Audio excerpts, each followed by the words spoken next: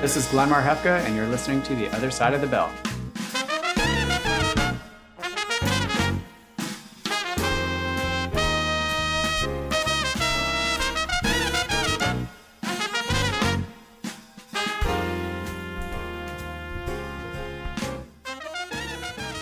Hello, and welcome to The Other Side of the Bell, a podcast dedicated to everything trumpet, brought to you by Bob Reeves Brass. We'll help you take your trumpet playing to the next level.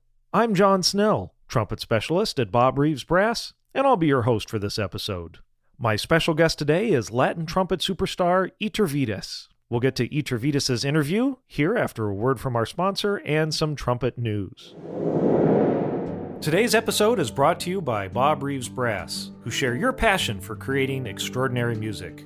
You know that feeling when your instrument just clicks and the music flows effortlessly?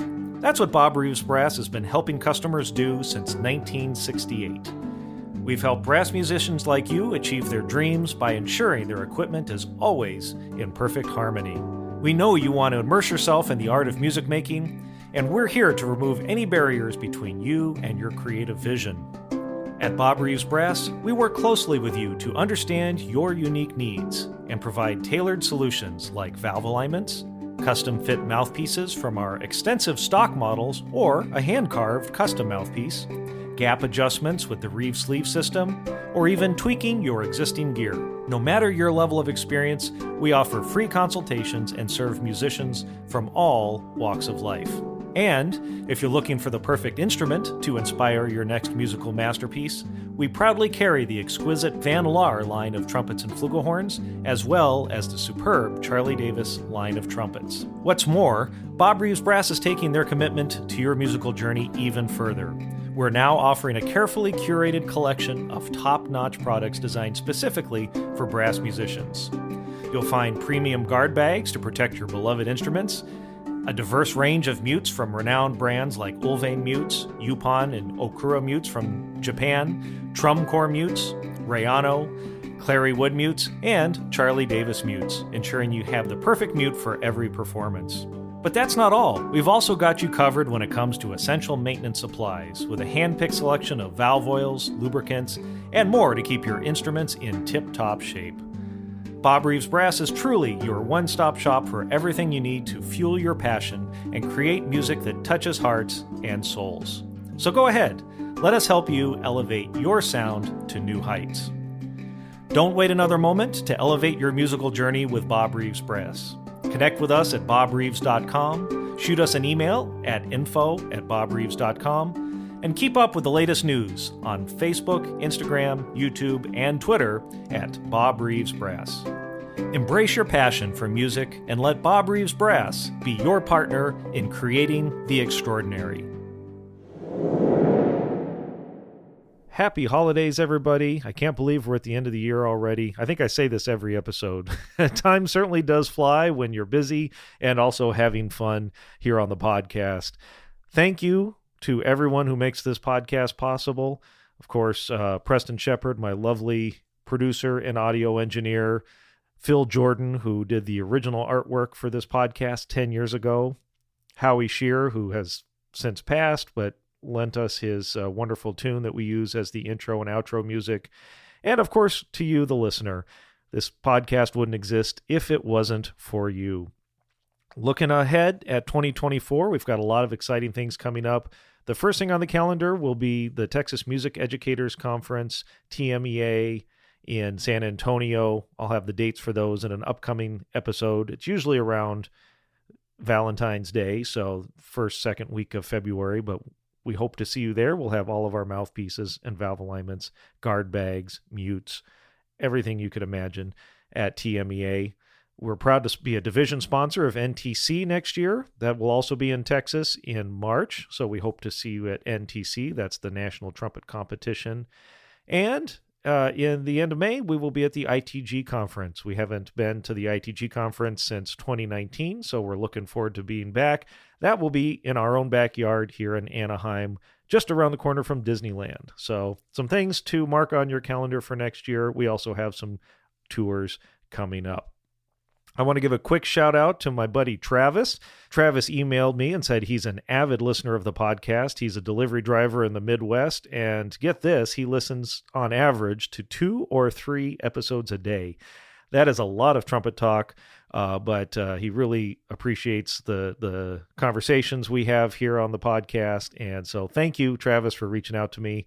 And one thing he mentioned, and I forgot to mention this in the last podcast, for those of you who listen on Google Podcasts, well, first of all, you won't be hearing this anymore because Google Podcasts will cease to exist.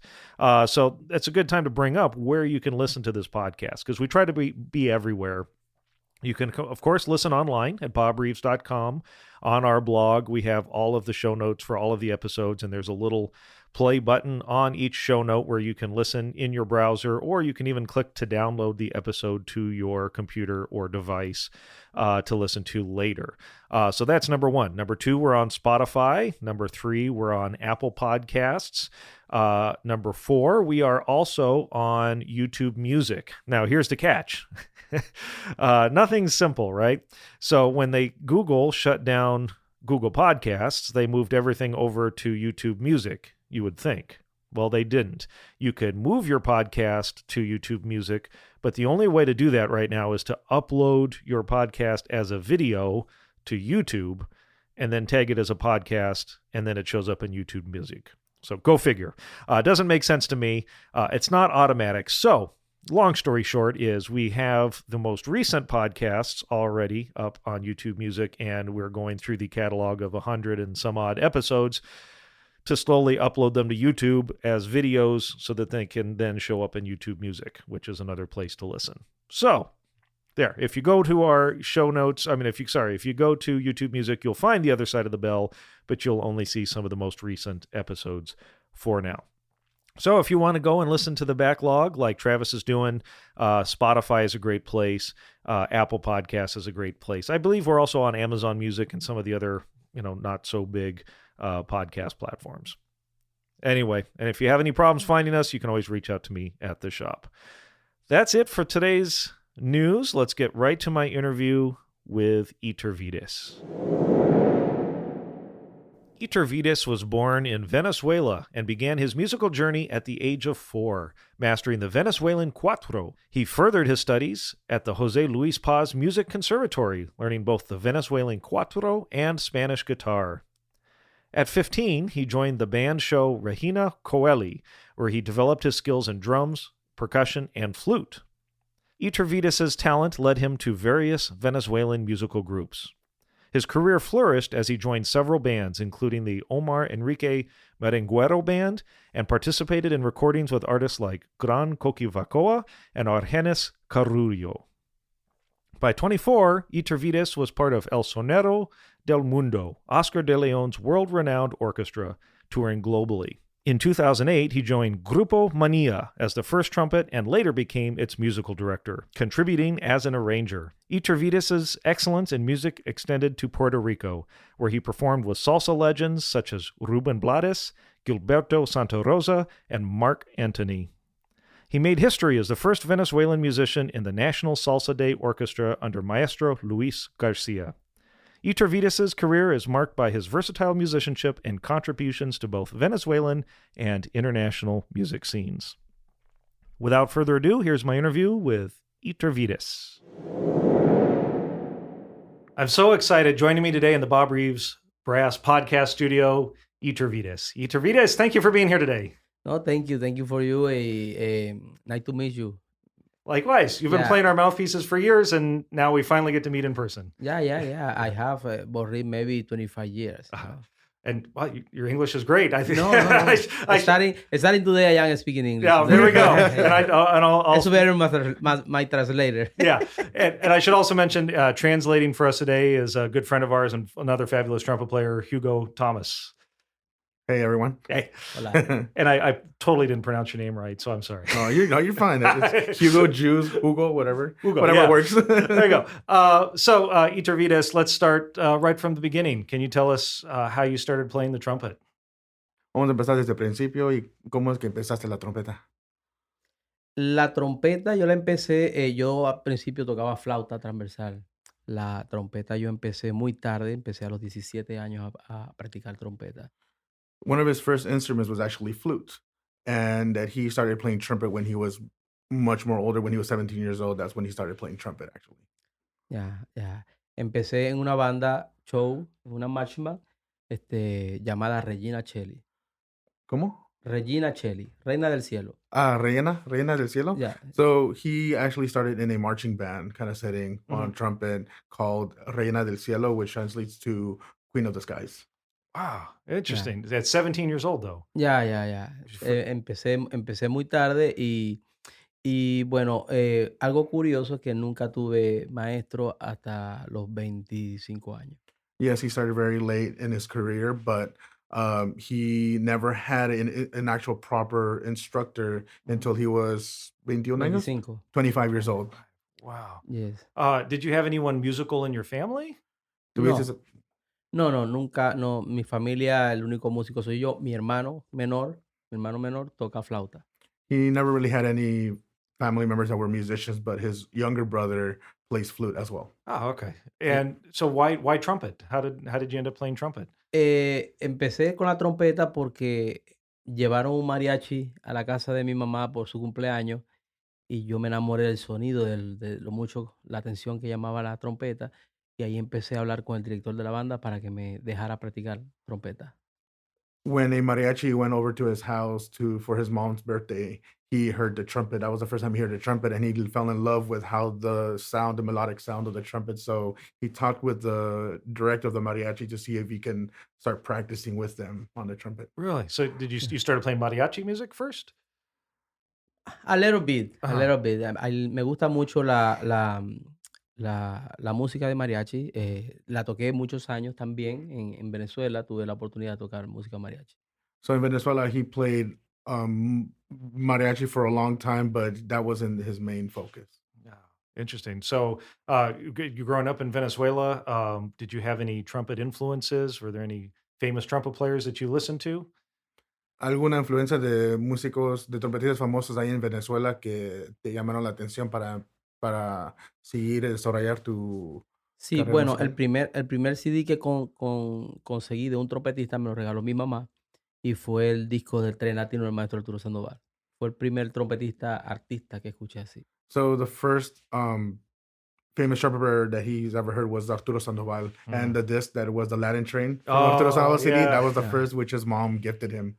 Wow. Sí. So what was that like listening to that for the first time? ¿Cómo fue eso, escuchar eso por la primera vez? Fue impresionante porque la velocidad con que hacía Arturo las frases y los agudos tan impresionantes, eso no existía en esa época y cuando lo escuché fue bien inspirador y bien emocionante. The velocity of his trumpet playing, the virtuosic and the high notes, that was like he never heard that before, was never heard of, and that's what caused him. ¿Cómo dices la última parte que dices? Sí, que fue en esos años no era común lo que Ajá. Arturo hacía. Bueno, ahora todavía tampoco, ¿no? Pero cuando lo escuché para mí fue muy impresionante, pero fue más inspirador. Yeah, it Me was very inspiró mucho más. inspirational listening to all that. Like again, it wasn't very common to hear that of a trumpet player. So when he heard that the first time, it just inspired him a lot. Wow. So you had your first trumpet teacher at 25. What were you learning when you had your first teacher? Primer maestro de trompeta fue a los 25 años. ¿Qué era lo que estabas aprendiendo en ese tiempo? Sí. Bueno, en ese tiempo, como yo estudiaba flauta, tocaba trompeta estudiaba trompeta con los métodos de flauta. He would study the trumpet with flute methods. That's how he Really? started. Sí, y uno de los compañeros de la banda, se llama Pedro Reyes, él me ayudaba, como tocaba tuba, me enseñó las posiciones, aquí es do sostenido, y así poco a poco fui practicando. A friend of his in the band that he was in, his name was Pedro Reyes, and he played tuba. So he taught him the fingerings that he needed for on the trumpet. Wow. Fue mi primer maestro, por decirlo de esa forma, porque él fue el que me enseñó mi primera canción y todas esas cosas, fue él. So Pero- Pedro Reyes is actually one of his, you can say his first official teacher because on the trumpet, because he taught him like the songs and everything that he needed to know just to play the trumpet. Amazing. Yeah. Did you know that you wanted to be a musician, a professional musician? ¿Tú sabías que a un principio que querías ser músico profesional? Sí, sí, sí. Cuando yo estuve practicando al año, ya empecé a trabajar con varios artistas internacionales como Wilfrido Vargas, Elvis Crespo, cuando salió, que son artistas muy importantes. Y ya al año ya yo estaba tocando con ellos. Al año de que empezaste Sí. la trompeta. So a year into him playing the trumpet, he already started playing with a bunch of famous musician artists like Elvis Crespo, who's a big merengue Oh, yeah. band, and Wilfrido Vargas. Wilfrido Vargas. Yeah. After only 1 year? Only 1 year. Yo con la trompeta lo hice todo al revés, porque cuando empecé a trabajar con la trompeta, entré a un grupo de Antañones de mi pueblo, que es como una papayera colombiana, y empecé a ver dinero de eso, ¿verdad? Y empecé, ¿verdad?, a llevar dinero para mi casa. Y entonces, ¿qué pasa? Empezaba a aprenderme las canciones de los salseros, merengueros, música latina, y a veces no sabía qué posición hacía, pero me sabía la canción. Y después, poco a poco, empecé a entender las posiciones. So he kind of started in reverse with his career, where he was playing with a papayera colombiana. Papayera, sí. Papayera.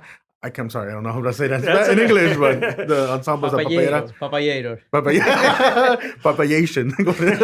Papayera colombiana, which is an ensemble. ¿Qué tipo de ensamble es eso? Se parece, eso es como, la papayera es como un bombo, un redoblante, es música de retreta. Música de retreta, es una música muy vieja que tocaban antes en las plazas para la gente mayor bailar y eso, que tocan danza, Oh, tocan okay. cumbia, tocan Okay, so it's a música very latina. traditional band to Colombia Sí. Okay. that has kind of different instrumentation that we would know, but that was one of his first gigs, and he learned all the music by ear and was kind of just figuring out, not really knowing the pistons, but he would gig with that. And then with that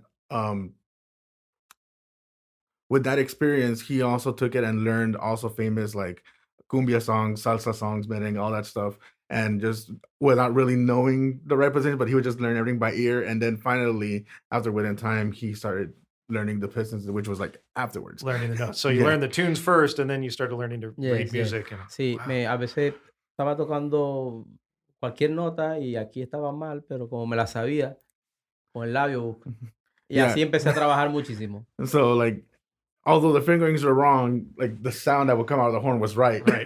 So everything was just Yeah. all by ear and The kind power of just manipulation of the lips to make the sound right. And then later on, the pistons came along.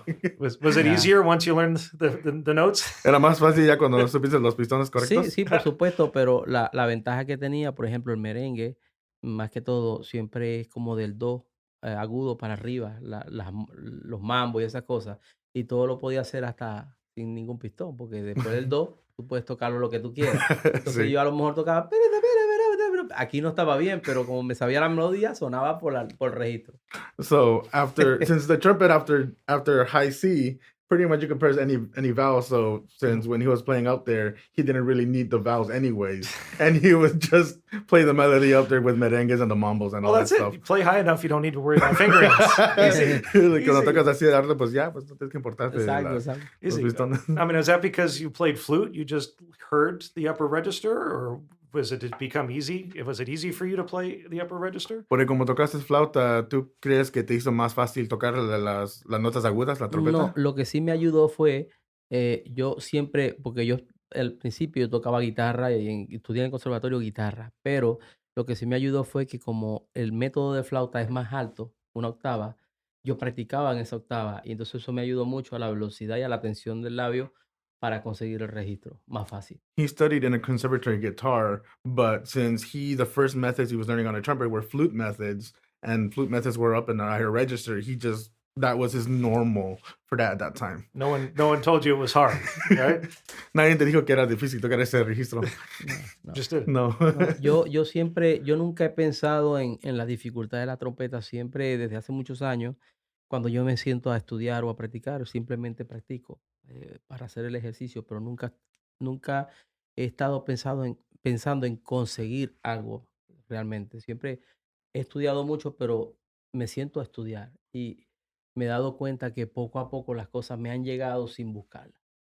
He never really practiced with thinking of the difficulty or difficultness of a certain thing. He just played the trumpet and it just slowly came to him. Mhm. And Repite un poco más.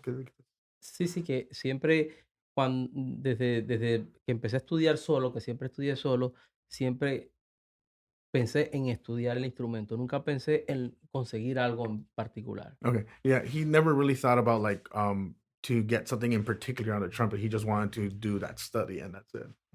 Interesting. Just all up here. Yeah. Mhm. So I want to talk about your career. You were playing with Elvis Crespo and other artists. When did you start playing like solos, starting your solo career? Aparte de tocar con Elvis Crespo y estar en un grupo, ¿cuándo empezaste tu carrera musical como solista?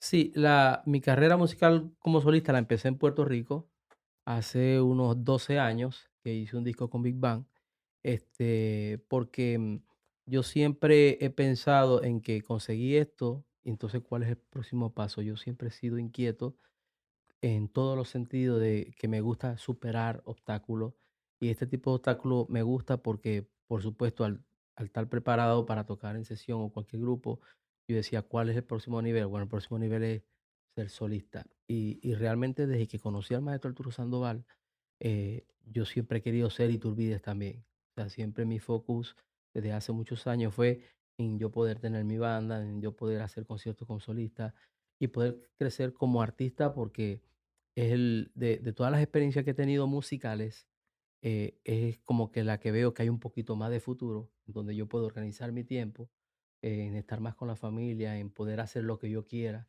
en mezclar el disco como yo quiera, en tocar lo que yo quiera, pero sobre todo la gran exigencia siempre de que cuando tú vas de un lado al otro, lógicamente el otro no tiene la experiencia, entonces siempre hay algo que aprender, hay algo que aprender. Y entonces yo soy me motiva mucho y me da mucha vida siempre buscar algo nuevo que aprender y algo bueno que superar. Y bueno, y gracias a eso también conseguí lo del solista. Vamos a ver si You gonna puedo. remember? You I'm gonna not gonna remember all remember that? most of it. Voy a hacer lo posible que puedo.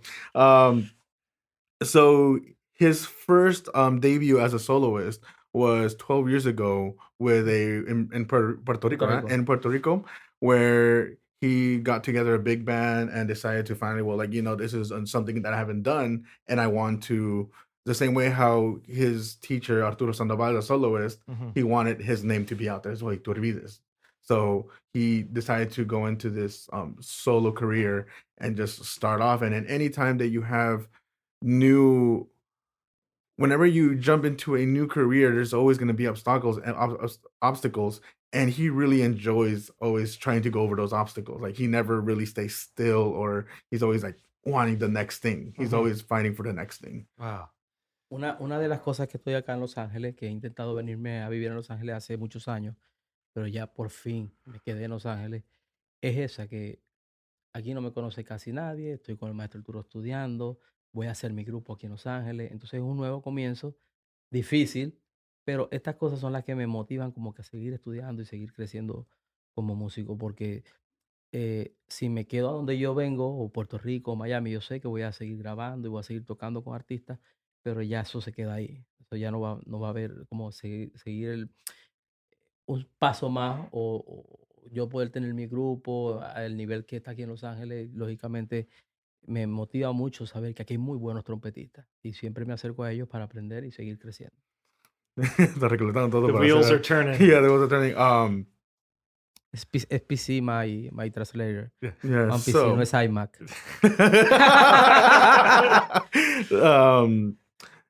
So he's been traveling a lot to LA to study with Arturo Sandoval, but he finally took that decision and that leap of faith of just staying here and finally creating a career here as well, since he knows when he's back in Venezuela or when his home in some town, he knows that he's always going to be recording, he knows he's going to be playing with famous artists and everything, but he's already he wants something new. He wants a new challenge in his life. So he wants to come in here since he knows that LA has great trumpet players and he wants to be a part of that group as well and find ways where he can improve not only his career, but as a musician as well as a trumpeter. Wonderful. Well, we're happy to have you in Los Angeles. Allá, Maybe we can see you more often now. que le agrada que decidió moverse aquí a Los Ángeles y que ojalá podamos vernos más tiempo ahora, más seguido. Sí. que me diga el día para hacer un barbecue y yo soy experto en eso. Yo mismo le cocino. That whenever you want to do a barbecue or something, that he's an I'm expert there. on that. I'm there. So I want to talk about Arturo Sandoval. When the first time you met him, do you remember the first time meeting him Ya, in person? ya. Ok, en español. Yo trabajaba con una orquesta, un artista llamado Oscar de León que toca salsa. He worked with a band called with a salsa giant. His name is Oscar de Leon. Mhm. Sí, Oscar de León.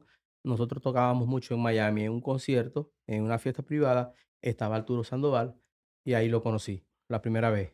They used to play a lot in Miami, and en una fiesta privada, Una dices? fiesta privada.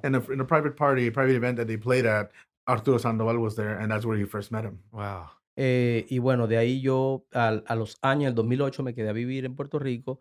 Y cuando empecé a vivir en Puerto Rico, empecé a ver clases con un trompetista que se llama David Piro Rodríguez. In Puerto Rico, dices? En el 2008, sí, me fui a In Puerto Rico. 2008, he went to go live in Puerto Rico, and that's where he started studying with David Piro Rodríguez, David Piero Rodriguez. que es de uno de los mejores del mundo de latino. He's one of the Latin giants on trumpet, right? Yeah, The yeah. trumpet. So you started studying with him. What did you learn from him when you started studying? ¿Qué aprendiste de él cuando empezaste a estudiar con él? Con David Piro Rodríguez. Yeah. Bueno, cuando empecé a estudiar con David Piro Rodríguez, ya yo había estudiado mucho arpa y él me detectó rápido que yo tenía problemas con el vocabulario. Y nos enfocamos más en el vocabulario que poder practicar cosas técnicas con el instrumento, pues ya tocaba, pero no sabía nada de teoría y no sabía nada, estaba vacío. Tocaba, pero estaba vacío. Entonces, el maestro David Piro Rodríguez empezó a enseñarme todas las escalas, cosas de armonía, y me enseñó muchos ejercicios y muchas cosas para mejorar mi vocabulario. When he studied with David Piero Rodriguez, he already had practiced a lot of R bends. So when he showed up with him, he played R bends. But David noticed that was okay that was good for him, but that he lacked a lot of like vocabulary on the trumpet and ear theory, all that stuff. And that's one of his weaker points that he had at that time. So that's what they mostly focused on. Vocabulary meaning like in the Latin music, or vocabulary like in the classical music? ¿Vocabulario sobre música latina o clásico? O... Para todo, porque lo tocaba todo muy lineal, casi todo, porque yo aprendí de la autocrítica, yo solo como que escuchando, y habían cosas que no las sabía tocar bien.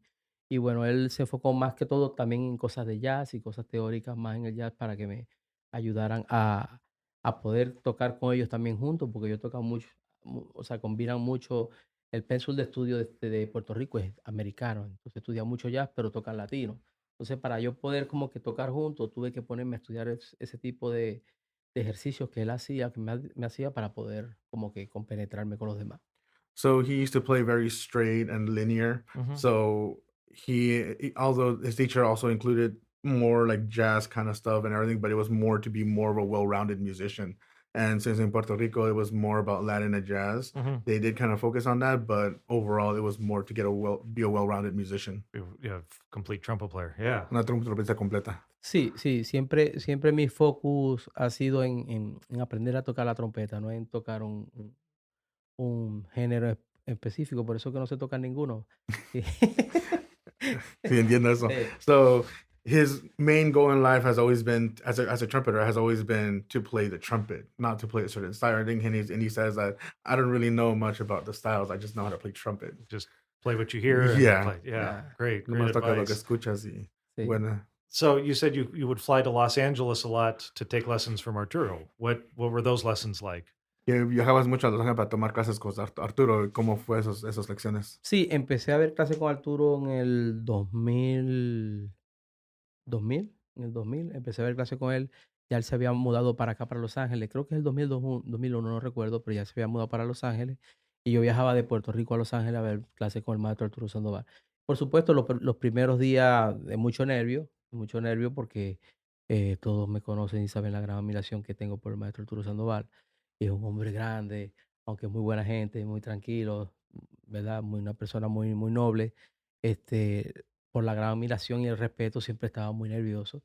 Y bueno, esas clases yo no sé ni me acuerdo de esas clases por lo Ujú. nervioso que estaba, pero Ahora mismo las disfruto mucho y aprendo mucho de él porque hay mucha más confianza y me dice las cosas mucho más directo y por supuesto aprendo mucho más. So he started studying with Arturo Samal in early 2000s, and his first lesson, he doesn't really remember much because he was very nervous and like because of it's Arturo Sandoval, like Yeah. so that's how he felt. Like he just felt nervous, so he doesn't really remember too much about it, even though Arturo Sandoval is a great person and very humble and overall and everything. Mhm. Repite más Sí, y por supuesto, después que pasó el tiempo, seguía viniendo a Los Ángeles y ahora la disfruto más y aprendo mucho más porque hay mucha más confianza. Es como mi papá y entonces Mm. So after the years passed by and he started taking more lessons and he felt more comfortable, he started taking a lot of the lessons were sank in more to him and he was able to learn a lot more from him. él es uno de las cosas más importantes o más que me motivaron a venirme acá a Los Ángeles, porque él siempre, muchos años me ha dicho, vente a Los Ángeles, que aquí vas a tener muchas oportunidades, aparte de lo que voy a aprender, vas a poder hacer otras cosas, vas a poder crecer más como artista y bueno, él es uno de esos motores que me ha impulsado a venirme a Los Ángeles a vivir. Arturo Sandoval has been one of his main pillars to the reasons why he's moving here to LA and decided to take that leap. It's because he wants to meterte en ¿cómo dices? Sí, que él siempre me ha dicho que venga acá a trabajar aquí, a hacer grabaciones aquí, a hacer cosas que puedo hacer, y que también haga mi grupo y haga mis cosas aquí en Los Ángeles, que tenga un poco más de proyección en otras partes. Yeah, and Arturo's always telling him, reminding him to come out here and do recordings, create his own band, and grow more as a musician here. So it's inspired to move from out here in LA because of Arturo, Sí, basically. Yeah, ya. wonderful. Can you talk about some of the lessons you learned from Arturo, either about playing or musicianship or business or? Bueno, lecciones que has aprendido de Arturo sobre tocar la trompeta o sobre el legado de negocios. Bueno, con Arturo se aprende mucho de todo. With Arturo Sandoval, you learn pretty much everything, a little bit of everything. Primeramente, en el instrumento, lo primero que he aprendido es que estoy muy lejos de la realidad de saber tocar bien la trompeta cuando lo escucho. One of the first things that he learned is that he's very far in reality to how well he can play the trumpet whenever he hears Arturo Sandoval. So Es muy compared to diferente cuando escuchamos uno de estos artistas tocando así en vivo al lado de ti, haciendo una lección, cuando lo vemos en YouTube o cuando escuchamos una grabación del celular. Estas grabaciones no hacen justicia a lo que realmente ellos saben hacer con el instrumento. Y estar cerca de él, por supuesto, estudiando con él, me doy cuenta que cada vez que me falta más y entonces intento seguirle los pasos y seguir practicando sus recomendaciones para mejorar. Mhm. Seeing musicians like Arturo Sandoval on video it doesn't justify how much really they know, and that when you're actually with them in person, that's when you start hearing everything and start realizing, oh wow, this person knows a lot Mhm. more than what we see on Instagram and all that kind Yeah, of videos, and yeah, that's when he started really like, okay, so I know what I need to work on. yeah. And it, Y en el tema de también de yo que he tenido el placer de poder conocer un poco de él, ver que es una persona sana, que no usa droga, que es una persona que es tranquila, tiene su vida organizada, que tiene su familia organizada, que gana muchísimo dinero, que se compra lo que él quiera. Entonces también esas cosas son parte de la inspiración que nosotros necesitamos como jóvenes para también creer que con la trompeta tú también puedes ser grande. Another thing that he's noticed about Arturo Sandoval that he's not a person that uses drugs, doesn't do alcohol, and he's very organized with his life, not only with the trumpet but also with his family Mhm. that makes a lot of money, Mhm. and with the trumpet, and as well that he pretty much can buy anything that he likes, and that kind of helps um the younger generation like Yturvides see that it is possible to do something to make a living, making a full like a successful career on the trumpet Yeah. and being able to do all that and also live a very healthy lifestyle and a good one too. Yeah, yeah. He's we hear about the starving musician and think that if you're going to be a musician, you have to be poor and sit on a couch, sleep on a couch. And there's artists like Arturo that they raise the bar, say this is what's possible. Siempre escuchamos la historia del músico hambriento, ¿no? Y que somos pobres y etcétera. Pero vemos a alguien como Arturo Sandoval como, pues, no, pues sí se puede. No, sí, como Arturo hay muchas personas también, pero bueno, el maestro Arturo Sandoval, una de las cosas impresionantes que yo veo que las personas no toman mucho en consideración es que Arturo llegó a este país con 40 años. Y él desde los 40 años hasta hace unos días que cumplió 74, en 24 años ha construido una carrera de una persona de 60 años viviendo aquí. ¿Me explico? So, and although there are other great trumpet players like Arturo Sandoval living around, we have to take in consideration that he came to the United States at 40 years old, and to now that he's 74, 74. now that he's 74, he's accomplished a lot within a smaller time frame compared to others who've probably taken 70 years of their lifetime. Yeah, they were born here. Yeah, they were right? born yeah, here, they were I born think here so. and had a head start. Exacto. Ahí Arturo, una de las cosas que yo admiro mucho de él, por ejemplo, a Arturo le dieron la medalla de la libertad, que es el reconocimiento más importante que le da un presidente de los Estados Unidos a un civil. Tiene no sé cuántos Grammy, tiene premios Emmy, tiene muchas premiaciones, aparte del gran trabajo musical que le han dado. Ayer le dieron un Grammy a la excelencia de su carrera y su trayectoria. Entonces yo creo que nosotros los mismos músicos, los mismos trompetistas tenemos que sentirnos muy orgullosos, seamos de China, de Japón, de Latinoamérica, donde sea, tenemos que sentirnos muy orgullosos de que lo que Arturo ha hecho por todos nosotros, porque eso tiene que ver una continuidad y yo quiero ser parte de esa continuidad. Así es, quiero. Sí, tienes Yo hablo mucha bien en razón. español. No, sí. Hablo bien. So, SPC. Windows, Celeron. Almost igual, I'm born here, so my Spanish is good, but not that great. But one of the things he admires a lot of Arturo Sandoval is that he's won like the presidential honor of the medal that he got from the presidential freedom. I think it was the Liberty one. Medal of Freedom, and that he's won Emmys. He just recently got a Grammy of his excellence of his career. So sí, que hay muchas cosas que él ahora mismo él nos ha abierto las puertas a todos nosotros, seamos de donde seamos. Él como trompetista, porque él toca la trompeta y es buen músico, pero como trompetista, él nos sigue abriendo los caminos a todos nosotros y yo quiero seguir el camino de él. Yeah, he's one of the main pillars of opening the community to a lot of Latin and of just the Latin community of trumpet players, and he's opened the doors for a lot of making it possible to arrive to where he has arrived. Oh, amazing. And then now specifically about the trumpet, when you're sitting in the practice room with Arturo or sitting in his studio, what are you guys playing? Are you doing arbans? Are you doing scales? What are you playing?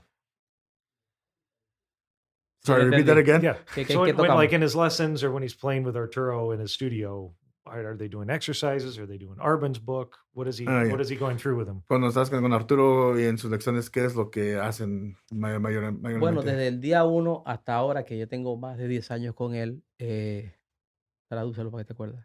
¿Pardon?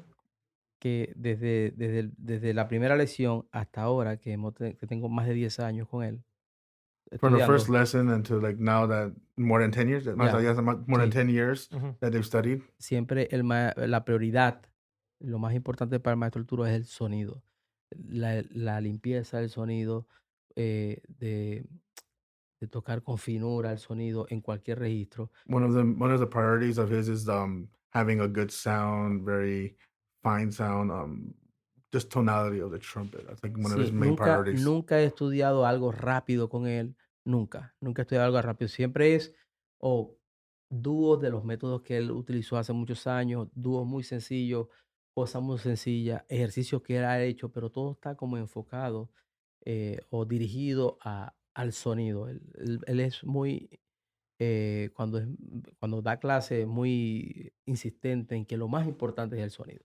They've never really worked anything fast or high. Everything has always just been about sound and very consistent about making sure all the fundamentals are there. That's his main priority. Yeah. So for someone who's known for playing fast and high, when he's Never. practicing, never. Never. Cuando yo voy y que empiezo a hacer cosas con Arturo hacia arriba, Él me dice, deja tocar eso, vamos para a donde no te sientes bien, ¿entiendes? Vamos a Mhm. arreglar. Cuando hago cosas arriba también, eh, todo está basado en el sonido. Si tú vas a hacer cosas arriba también que tenga esa finura, no que sea una nota escandalosa, estridente, porque muchas personas confunden el volumen con tocar feo y fuerte, ¿no? Realmente. Y bueno, él se enfoca mucho en esa homogeneidad del grave al agudo, de que todo se te escuche bonito, lo más Mhm. bonito que tú puedas hacerlo. Y cuida mucho eso. Um, Déjame recordar al principio nomás.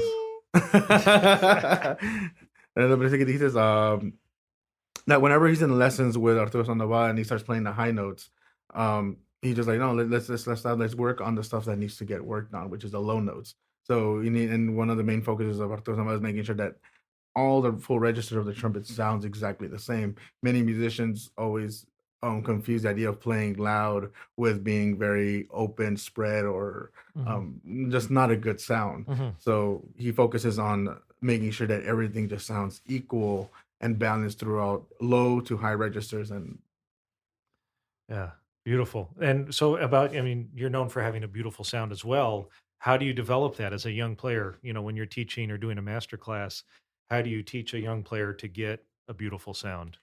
tú eres reconocido por tu sonido que bien fino y todo. Y cuando vas a las clases donde haces master classes, clases magistrales, creo que se dice en Mhm. español, y todos esos eventos, ¿qué es lo que tú hablas con los alumnos, con las personas que atenden a estos eventos? ¿Cómo le hablas? ¿Qué hablas sobre el sonido? Sí, yo creo que, bueno, lo del sonido siempre pongo el ejemplo al maestro Arturo Sandoval, ¿verdad? Siempre lo pongo de ejemplo, pero los masterclass, yo creo que hay muchas personas hablando del sonido y de esas cosas que son muy importantes. Yo siempre intento de dirigir el masterclass a la iniciativa que nosotros deberíamos tener como trompetistas, como estudiantes, de poder aprender cosas nuevas. No, no soy un trompetista de rutina. Siempre tengo una inquietud por aprenderme algo nuevo y yo creo que los masterclass los dirijo a expresar cómo yo he practicado y cómo yo he logrado cosas rápidas, como a corto plazo, sin esperar que alguien me diga algo. Y entonces siempre los dirijo los masterclass a la autocrítica, de que, ¿verdad? Que no hay mejor maestro que tú mismo, por decirlo de esa manera, pero tenemos que tener un poquito más de iniciativa cuando estamos estudiando.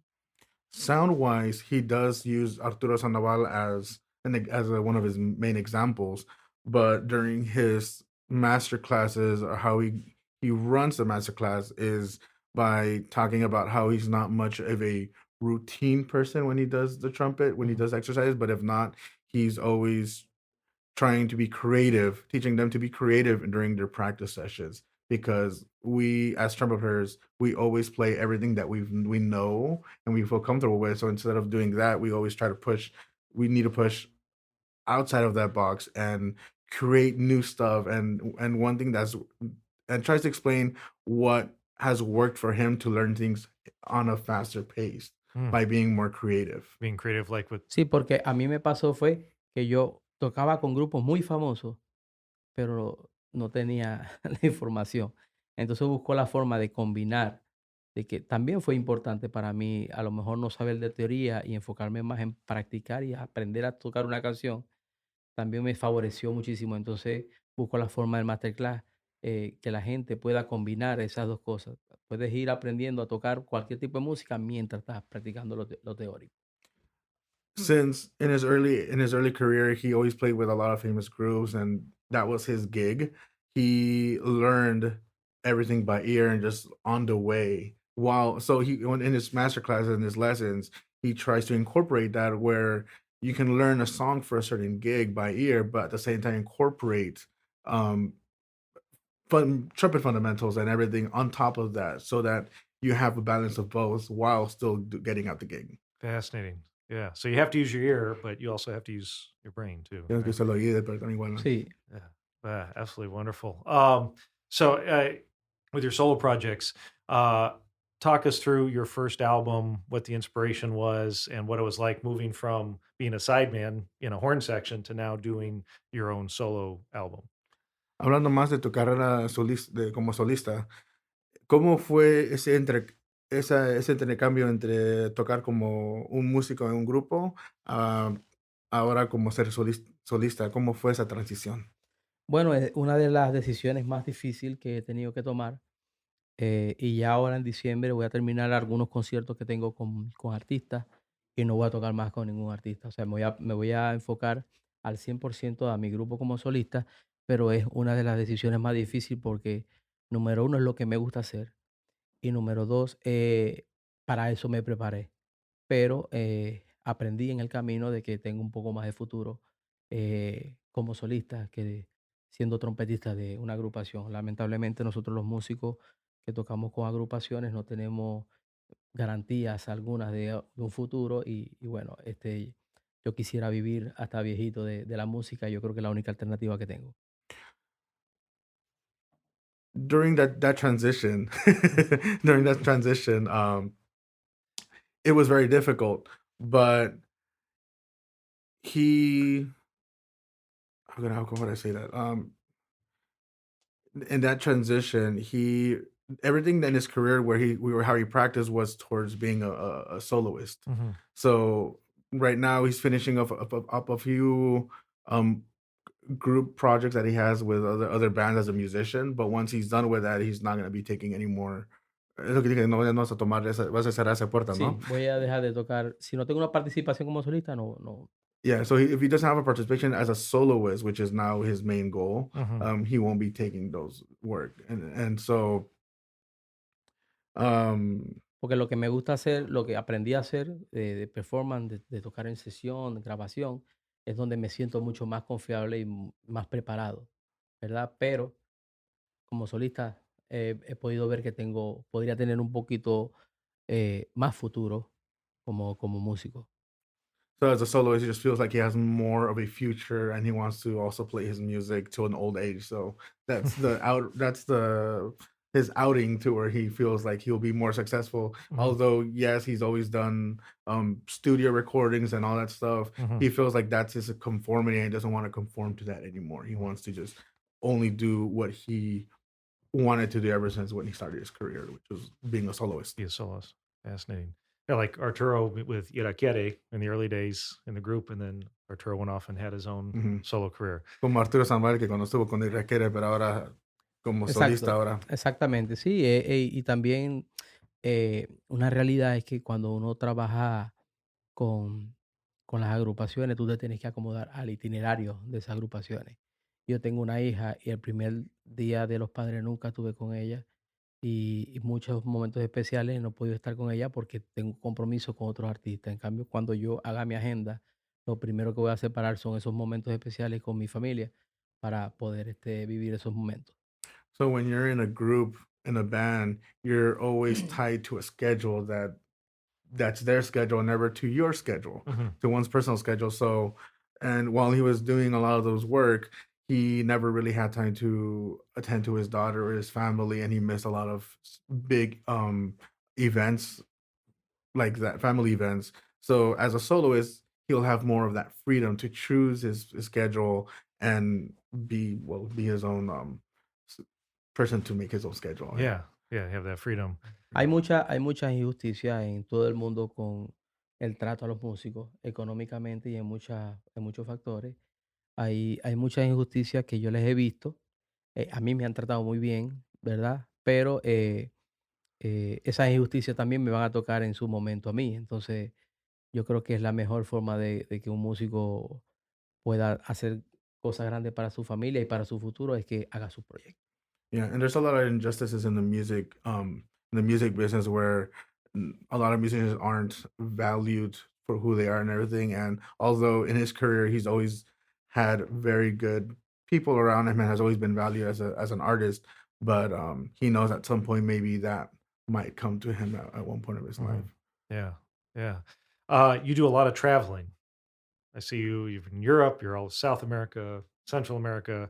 You went to Armenia, I know. Ya, ya. How do you keep your trumpet consistent? You said you don't really have a routine, or do you have a normal practice schedule when you're traveling? Ve que viajas mucho y vas a muchos lugares. Durante ese tiempo, cómo haces para mantener tu embocadura, cómo la resistencia y todo eso? Que tienes una cierta rutina que haces, aunque dices que no tienes una rutina, o qué es lo que ¿Qué es esa vida para ti? Too much wine. No, no. Aprovecho al máximo cualquier momento que tengo para estudiar, por lo menos en los aeropuertos. A veces tengo escalas de 4 o 5 horas, de 3 horas, de 11 horas, de 10 horas. Me pasa mucho cuando son unos viajes muy largos. A veces como que no hay forma de coordinar.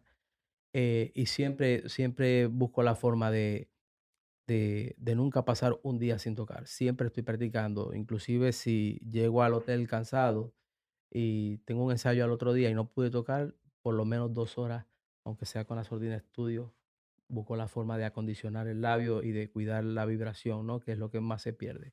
Pero siempre soy un enfermo para tocar la trompeta. Estoy obsesionado con el estudio y siempre que puedo, que veo un espacio donde yo pueda estar practicando, así me digan loco, practico.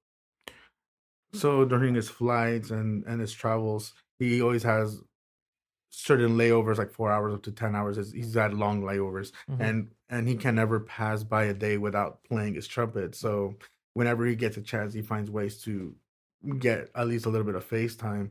And when he goes to hotels, same thing. And even though he's tired, even a minimum of 2 hours, he'll try to fit in just to be able to maintain his embouchure Mhm. and everything Mhm. to be working at a working level for him. So you- Sí, Yeah. prefiero dormir menos y practicar un poco que dormir mucho tiempo y entonces ir directo al ensayo, eso me hace más daño. Yo prefiero dormir menos y ir con sueño, pero me siento bien de. um he prefers to sleep less than to not practice and we sleep more. And he also said that he's very obsessed with practicing the trumpet, so that's one of his like um I guess obsessions, just practicing and practice. So that's just who he is, so he just Yeah. cannot go a day without playing the trumpet. Yeah. I mean, do you have a normal exercises, Arbans, Clarks, scales? What ¿Tienes kind of un things? ejercicio normal que No, haces? no, hay un solo ejercicio que hago mucho con la boquilla, que es vibrando el labio de arriba, que no es el bussy, es un ejercicio que hago particular mío y ese ejercicio me ayuda a mantener la vibración sana del labio. Eso lo hago muchísimo con la boquilla. Pero cuando puedo tocar con la trompeta, tengo muchos ejercicios, no tengo uno en específico. Tengo muchos ejercicios como de acondicionamiento yo lo veo más como organizar mi sonido, organizar mi embocadura. Puedo tocar cualquier cosa. Yo creo que lo más importante lo que sí tengo como rutina es que yo nunca permito estar cansado cuando estoy practicando. Si estoy tocando lo que sea, yo creo que lo que me ayuda mucho es que yo siempre estoy descansando. Todo el tiempo estoy descansando y nunca permito estar al rojo, ¿entiendes? O sea, Ah, nunca yeah. llego como fatigarme y después no. Yo siempre me tengo que sentir bien. Entonces puedo estar tocando 2, 3 horas cualquier cosa, pero siempre estoy cuidando que, que no me fatigue el ejercicio. um he doesn't necessarily really have a routine, but one thing that he does for lip maintenance is not necessarily a buzzing. He has his own personal routine that he does con la boquilla. He says Sí. with a mouthpiece. That's a personal routine that he does. But overall, again, nothing specific to a routine that he does. There's no specific study or specific exercise he does. He Mhm. kind of just goes about the day. He kind of just, but only one thing that does have a routine that he does is that he never practices to a point where he's tired or fatigued. He always takes care of his embouchure. He never redlines another way. He Okay. never redlines. He just practices, and then if he feels tired, then he'll take it off his face and just rest for a bit, and then just go back to it again. So Interesting. never redlining. Yeah. Sí, aprendí que con el descanso lo que viene, me siento mejor todo el tiempo. Me pasa también en los conciertos. A veces hago conciertos súper difícil y cuando termina el concierto es donde yo realmente me siento bien. Porque con este tema de yo siempre darle la importancia al descanso, a los músculos, yo veo que mientras más toco, mejor mejor me siento y nunca llego a la fatiga. With the amount of time that he uses to rest when he plays, so he doesn't feel that fatigue or that like he's unrested or something. Whenever he does a concert, he always feels great for that same reason, that he's always resting and his chops are feeling great. Mhm. His embouchure, creo que sí, hasta casi a todo, ¿no? Sí, sí. So yeah. Yeah. Yeah. So no, never overwork it and make Mhm. sure everything's feeling good. What about like, do you have any recommendations for flexibility? Because you have amazing flexibility watching your videos. ¿Alguna recomendación que tienes sobre la flexibilidad? Bueno, la flexibilidad yo la practiqué muchísimo en registro grave, pero una de las cosas que me ayudó a mí al tema de la flexibilidad, o que me ayuda al tema de la flexibilidad, es que yo pienso que todo está a la misma altura. No pienso que si aquí está el do y para allá está el mi, yo no lo pienso así. Yo pienso todo que está para el frente. El grave o el agudo o el centro del sonido, yo siempre todo lo pienso que está en el frente. Entonces, cuando yo pienso que la flexibilidad está para el frente, yo veo que mi condición física se adapta más a cómo yo puedo hacer esa flexibilidad, sin esforzar tanto y sin tener tanto movimiento realmente en los labios. So a lot of his exercise for flexibility isn't necessarily in a high range, if not in the lower range. And another of his ideas is that he thinks everything in front of him versus high or low. Everything's just in front of him, so that keeps more of his facial structure centered versus kind of like everywhere on the horn. Thinking up and down, Yeah. think Just straight forward, ahead. straight ahead. Yeah. Interesting. Great advice. $5. $5. You have PayPal? Yes. Yeah, and let's talk about equipment, because I know a lot of people want to know like what you're playing on, trumpet, mouthpiece, that sort of thing. Vamos a hablar sobre más herramientas que usas como para sacar tu trabajo de trompeta, boquillas, trompetas, cosas Sí. así. Claro. ¿Empiezo yo? Ajá. Sí. Ok, bueno, primeramente quiero darle las gracias a él por invitarme a este podcast. Él no sabe lo importante que para mí estar en este podcast, porque hace 20 años yo toco con boquilla Bob Reeves. Esto, con boquillas del Bob Reeves. Bob Reeves, yeah. He wants to say he's very thankful for you inviting him to be here in this podcast because for a long time he's played on Bob Reeves and mouthpieces. Yeah, it's been our honor. It's our honor to have you. Es un honor de ellos para. Sí, yo siempre toqué con la boquilla 43M Bob Reeves. You know, he's been playing on a 43M Bob Reeves mouthpiece. Sí, la conocí y especialmente quiero dedicarle este podcast al maestro Jean Duclair, que es uno de los trompetistas más impresionantes latinos que hay. Él es de Puerto Rico. Y gracias a él, por la admiración que yo tengo hacia él, empecé a buscar qué equipo usa y me di cuenta que él usaba una boquilla Bob Reeves. Y desde ese momento, y gracias a él, yo conocí la boquilla Bob Reeves. Se llama John Duclair? Jean Duclair. John Duclair from was Puerto Rico, right? Yeah, from Puerto Rico. He was one beautiful of the player. And he Yeah, wants yes. to actually honor this podcast for him because it was for him because he found that about Reeves mouthpiece. And because he asked him, like, he was always curious to what equipment he was using. And it was through that he found out about the 43M, and that's how his career started playing with the 43M. Oh, beautiful. Yeah, John Duclair is, a very famous player in Puerto Rico. Very right? famous. Yeah. Yeah, very famous. Es una persona muy, muy buena y es uno de los mejores para mí lead trumpet en la historia.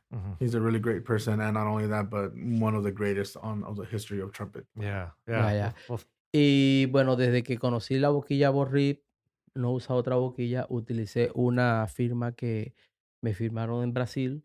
Eso duró 3 años, pero volví a la Bob Reeves porque no consigo con otra boquilla la comodidad y el centro que me da la boquilla Bob Reeves, cualquier número. Es una boquilla que tiene una magia, que tiene una forma que es más fácil tocarla y que, por supuesto, le da la comodidad al instrumentista o al trompetista de que pueda lograr las cosas mucho más tranquilas. Although he did have a moment where he signed a contract with another Brazilian mouthpiece maker for 3 years, he always went back to his Bob Reeves. Doesn't really matter what size it was, but he just that's where like his home felt like his the mouthpiece just always centered and everything, so it always worked for him. So he never got away from that. That's why we came back to that mouthpiece. Yeah. Sí, yo tuve una operación que me hicieron en Puerto Rico y tuve un problema con este diente del frente, que salí de la operación y me rompieron la encía, me sacaron el diente, todo. Y con la 43M perdí como que esa comodidad, cambié a la 42S Bob Reeves. ¿Perdiste la comodidad? Sí, la 43M ya la uso para tocar cosas un poco más clásicas, pero para tocar agresivo me siento más cómodo ahora en este momento con la 42S. So during his time in Puerto Rico, he had a surgery done where they chipped out el diente y la encía me lo sacaron. They took out Malpractice. a malpractice of his tooth. So after that, he couldn't really feel comfortable playing certain things on the 43. So now he just uses 43 for more relaxed things, and then switches onto a 42 to play more of the demanding trumpet music that The he plays. fire. The fire. Ya. Y toco con unas trompetas hechas por 100 instrumentos. Desarrollé la trompeta si bemol, do, piccolo y flugelhorn. Y en este momento estoy tocando con esas trompetas. CNM, ¿verdad? CNM. He plays on CNM trumpets, both B flat, C, piccolo, and flugelhorn. Oh, yeah. And son de tu línea, ¿no? Sí, son las líneas. And those are Signature Yturvides. they're the signature line at Oh, Yturvides. our good buddy Alex up Alex. there. Yeah, Alex yeah, with yeah. CNM. Yeah, Oh, wonderful. fellow Oaxacan as Yeah. well. Oh, yeah. He's, I love Alex. Well, I mean, ¿Cuándo CNM. vamos a hacer la borrí de Yturvides? Yeah. ¿Cómo? Oh, Cuando hey, vamos a when hacer- are we gonna do the Yturvides signature line for Well, Bob okay. Well, Reeves? I mean, after the interview, but Bien. just a Después shout. de la entrevista. Oh, and just a special moment for Alex and CNM because they're a wonderful dealer of ours, Yeah. and what he does for trumpet players from all over the world, but especially for banda and mariachi players, Ya, the service he provides, and it's a wonderful business. So I'm glad you're ya, playing ya. his instruments, and he's sells a lot of Bob Reeves mouthpieces for us. Yeah. Sí, So- Alex me en este momento me dio las boquillas horribles. Él fue el que me las consiguió las 4 boquillas. So Alex was the way he got a hold of those Reeves mouthpieces that he's Yeah. playing on right now. Yeah, yeah. So Sí. shout out to CNM. Used to be CNM. GNM, so now shout out to CNM Music and Alex, good friend Alex. of both of ours. And Sí. shout out again, fellow Oaxacan. Yeah, So- there you go. Represent. I do want to talk about something that is difficult for some musicians, and that's nerves. You know, and I know you when you do solo work, you go out on stage and you have to play, you know, crazy things on trumpet. Do you ever get nervous, and if so, how do you deal with that? Algunas de las cosas como músicos son los nervios. Y tú como solista que has hecho varias presentaciones, ¿cómo es que tú controlas los nervios si es que lo tienes o Yo creo que los nervios siempre van a existir. Yo creo que no es un tema de nervios, es un tema de responsabilidad y compromiso con las personas que te van a ver, ¿no? En esto, hace un mes, estuve haciendo un concierto con el maestro Arturo Sandoval donde él tocaba 5 temas, yo tocaba 5 temas. Y yo empecé. Y cuando empecé sentí un poquito de nervio, pero yo pienso que una de las cosas que a mí me ayuda a los conciertos, por ejemplo, que hago con sinfónica o con banda de concierto, que no tengo mucha experiencia, yo toco todo el tiempo. Si voy a hacer un concierto, lo toco todos los días, muchas veces, muchas veces, muchas veces. Y entonces, lógicamente, cuando yo voy al concierto, lo disfruto muchísimo porque ya yo sé que me lo sé completamente. Yo creo que una de las fallas que nosotros tenemos cuando vamos a hacer cosas de solista es que nos empezamos a dedicar al papel y a estar enfocado en la lectura. Y entonces yo creo que cuando uno lo toca todo el tiempo, como si tú estuvieras haciendo un concierto en tu casa, en donde sea, eso te da mucha seguridad y esos nervios como que se convierten en una emoción motivadora de que tú vas a dar lo mejor de ti para que la gente disfrute ese día. So the nerves are always going to exist. No, that's a given. But one of the things that he does, especially if he does something that he's not very comfortable with or least experienced, like playing with a symphonic orchestra or certain style, he does. He plays every the repertoire like on a daily basis. He recently had a concert with Arturo Sandoval where Arturo had to play 5 tunes and he had to play 5 solo tunes. And yes, the nerves were there, but it's like, again, something that's always going to be there. But doing that repetition every single day and performing the rep at home so that you're overly prepared by the time you get to on stage, you're actually just having fun and just enjoying the time because you already prepared all that beforehand. You already did various amounts of performances of that on your own, where it's just all. So, Sí, a mí a veces, por ejemplo, y son diferentes nervios. A mí a veces me pone nervioso los cambios de hora. Que a veces viajo a Los Ángeles, Madrid para hacer un concierto y estoy solamente un día y el jet lag me está castigando en el ensayo o me está castigando en el concierto. Y puede ser que el día del concierto a lo mejor estoy pensando tanto en el jet lag que me da un poquito de inseguridad, pero nunca de preparación nunca he sentido nervios porque le doy mucha prioridad. Y yo creo que nosotros tenemos que activar un sentido que se llama sentido de urgencia y para mí siempre ha sido urgente estudiar y prepararme todo el tiempo. Entonces, por la preparación casi nunca he sentido nervio. Lo que sí he sentido nervio en situaciones de salud o situaciones de cambio de horarios que a veces, por supuesto, sí eh, maltrata un poco la embocadura porque yo llego aquí, ceno aquí, cuando llego allá también estoy cenando, entonces lo digestivo también es un problema. Entonces esas cosas sí a veces crean un poquito de inseguridad. Cuando dijiste castigar, dice el jet lag te castiga. El jet lag, claro, el jet Ok. lag te hace daño Ajá, porque tú viajas de aquí para allá y entonces sí. empezaste a ensayar a las 3 4 de la mañana, entonces para acostumbrarse eso necesita 10 días, Sí. 15 días, entonces a veces es difícil. So one of the things that does get him nervous most of the time is jet lag. Mm. Sometimes he's traveling from LA to Madrid, and that hour time difference is what gets to him most of the time because he could be having a dinner here and then goes over there and has dinner again, and it's just like. And then one of the things that he's adapted is the urgency, Mhm. having urgency of like learning rep and just being there constantly. So it's not necessarily the fact of not knowing the repertoire because that's already prepared. The urgency of that's prepared, but the fact that the jet lag, the time difference of like not being able to no poder descansar, cosas así, ¿no? Exacto, sí, porque No. cuando tienes que acostarte, tienes que ensayar, Mhm. o tienes sueño y tienes que hacer el concierto. Entonces esas cosas a veces sí crean un poquito de malestar en el labio, pero realmente el tema de nervios, de los nervios, que es lo que me estás preguntando, eh, si tú no te preparas, vas a tener el nervio de que tú no estás ready para ese concierto. Entonces tenemos que tener responsabilidad nosotros cuando vamos a hacer un concierto así serio, de prepararnos. Y bueno, ¿cómo nos va a ir? No sabemos, porque la trompeta ya sabemos cómo es de mala y a veces estamos muy preparados y no nos suena. Y es algo normal, natural del Mhm. instrumento. Pero yo creo que el tema tiene que ver con un tema más de responsabilidad de nosotros. Yeah, the jet lag is the main thing of the cause of that. Usually, that worries him. That gets him a little nervous because the Mhm. same, like you might be sleepy and wanting to sleep, but you have to do a concert versus, and then you go to sleep and do all that stuff. But talking about the nervousness, something to overcome that is being prepared, overly prepared for your concerts. Even and the thing is, it doesn't matter how overly prepared you are.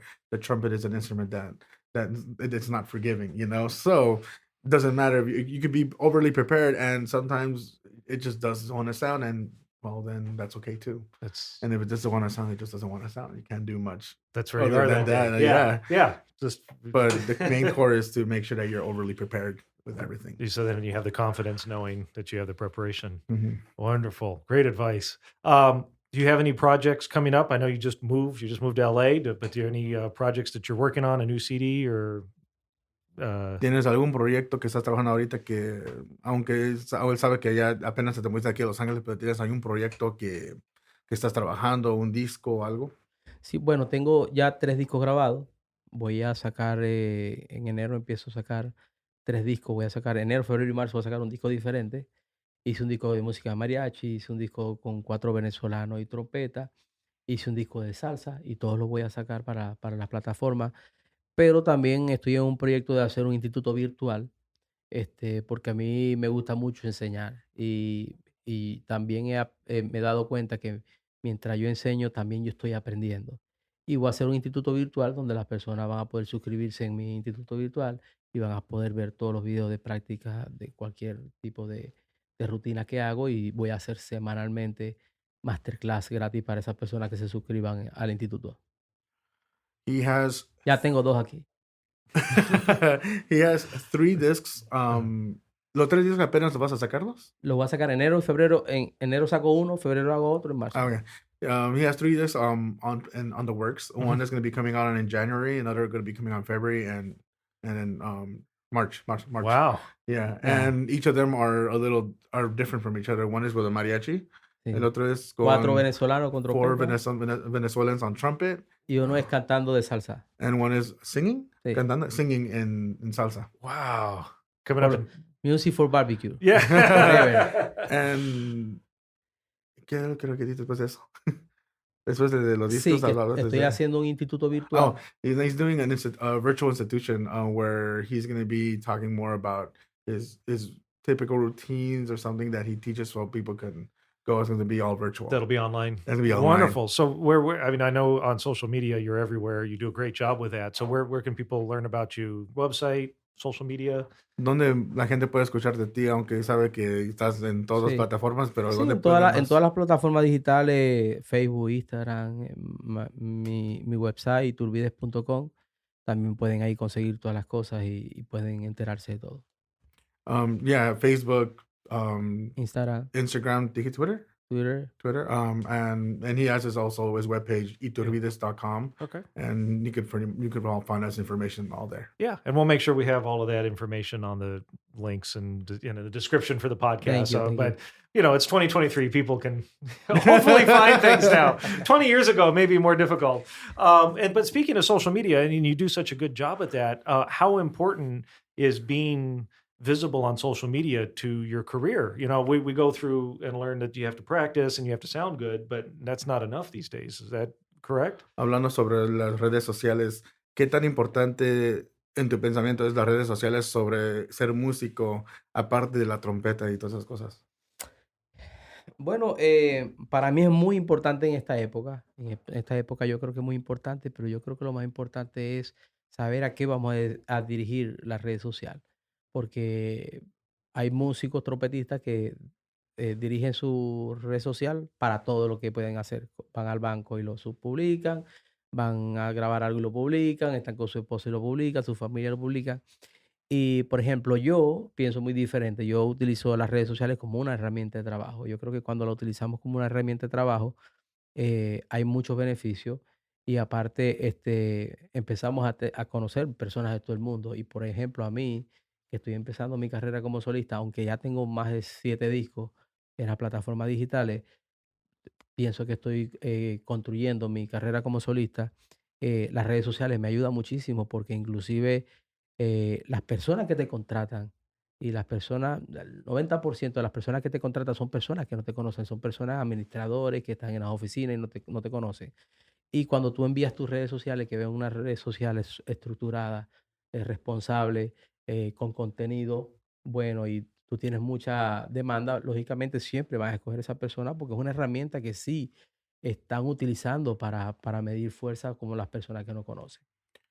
So yes, he does believe that social media is a very important tool nowadays in an age for musicians, and he personally works his social media very directly to his trumpet music, and he's seen people sometimes put like family events or personal life and everything, but like if you're a musician and want to focus on like find using social media as a tool, be very direct to your audience. Find your audience and post towards that. Mhm. Because nowadays there's musicians, people who are gonna be hiring who don't really know you, who you are, and that's one of the best ways for them to like administrators who don't even play instruments. One ways for them to hear you is through your social media page. Mhm. ¿Y qué más? A ver, al final, ¿qué dijiste también? Creo que ha sido todo, ¿no? Sí, sí, sí. Ajá. También, o sea, me dirijo a las personas que están como yo empezando, pero hay artistas que ya están realizados, que ya tienen un booking manager grande con una agenda grande de años. Y bueno, eso o sea, cada quien puede poner lo que sea en las redes sociales, pero a mí me ha funcionado mantener un orden con eso. Yeah, for him personally, putting stuff out of him as a performer, as a soloist, helps him a lot. He knows there's probably musicians out there who have years of work, and their work speaks for them, and they have like a famous booking manager for them that can book them all the gigs that they need. But for him personally, this has the best way of outreaching to the community and everything, Mhm. even though he also has like 7 discs already Yeah. out there in digital platform. Yeah. Amazing. Well, absolute honor to have you on here, Yturvides. We've been emailing and on Instagram messaging for years. And so it's so awesome to have you actually here in the shop and for doing this interview. And also Hugo. I have a hard enough time just speaking English, one language. And you did amazing speaking to and going back and forth. So thank you so much for Thank you for having me as translating. well. It's my teacher. Yeah. My teacher. Today is my teacher in English. $5. You got Estudia trompeta conmigo y yo estudio inglés contigo. Vamos. There we Ya, go. un trato See, aquí ya. doing deals. So Firmado. before He we sing. before we finish up, though, I have one last question. Yturvides, if you can leave our listeners with one piece of advice that you would consider your best piece of advice, what would that be? Una última pregunta. Si había una cosa que puedes decir a nuestros seguidores y los que están escuchando el podcast, ¿qué sería ese una advice, consejo que puedes dar a la gente? Bueno, en primer lugar, que crean en lo que quieren hacer, porque creo que todo el mundo tiene metas diferentes, ¿verdad? En hacer, pero que crean sobre todo en lo que ellos quieren ser en la vida, que lo defiendan y no se conformen con lo que ya lograron, que sigan creciendo, porque yo soy de los que piensa que mientras más crecemos todos, vamos a tener muchos más beneficios. Para mí es muy difícil hacer cosas de solita porque hay muy poca gente jóvenes como yo, latino, haciendo esto. Y estoy como prácticamente solo. Quisiera tener más a mi alrededor. Así que yo creo que con la trompeta sí podemos lograr muchísimas cosas. Y si usan boquillas borrí, se van a escuchar mejor. He understands that a lot of us have different goals in our lives, but the main advice that he wants to give is to keep that dream and be truthful to your goal and maintain that route for the rest, and do not conform to whatever it is that you have at the moment. It might feel good, but it's always to push ahead and get along further in life, because that just kind of makes it all better for all of us, and especially for someone like Yturvides, who's um of Latin descent, and there's not many people like him in this industry. Mhm. So he feels sometimes very lonely, and it would be nice to have more familiar faces, like people that look like us, in Mhm. this industry Yeah, as well. absolutely beautiful. Wonderful advice. Yturvides, thank you so much. Hugo, Thank you, man. Nice to thank you meet so much. What day is the barbecue? Yeah, let's go I am mouthpieces ready. and then I let's am eat, ready. shall I am we? ready. I am ready. Thank you, man. Well, what an honor it was to have Yturvides here at the shop. As he mentioned, he's been a fan and user of Bob Reeves mouthpieces for most of his career, and this was the first time we actually got to meet. So a great way to meet, of course, is getting to hang out and then talk for an hour or so. Huge thank you to Yturvides for his time and sharing his unique and awesome career that he's had so far. And it's funny, I've seen him online and on Instagram. He's very prolific on there, and considering the career he's had, I expected him to be much older. But he's still a very young guy and still has a long way to go with his career. So many things to do yet.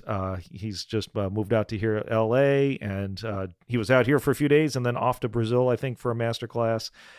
So again, really meaningful to have him here at the shop, getting to meet him in person, hang out for the day, do some mouthpiece stuff, and have some fun. Also, a huge thank you to Hugo Tomas for doing a wonderful job interpreting. For those of you who've ever tried to interpret, even if you know multiple languages, it's really difficult. And having worked with interpreters around the world when we go and do presentations at in different countries, Hugo did amazing, especially to be on the spot to talk about complicated technical terms in music and in trumpet. And if you're not used to even like I said, I've worked with professional translators that do this for a living, and they have problems. And Hugo made the interview go so smoothly. So thank you, Hugo. I appreciate you, my friend, and thank you for serving that role. If you want to learn more about Yturvides, we have all the links to his website, to his Instagram, to all of his social medias on our website at bobreeves.com. Just click on the blog, and you will see the show notes for this episode. Happy New Year to everyone. This will be it for 2023, and look forward to seeing you in 2024 with some more great guests. Thanks for listening. Until next time, let's go out and make some music.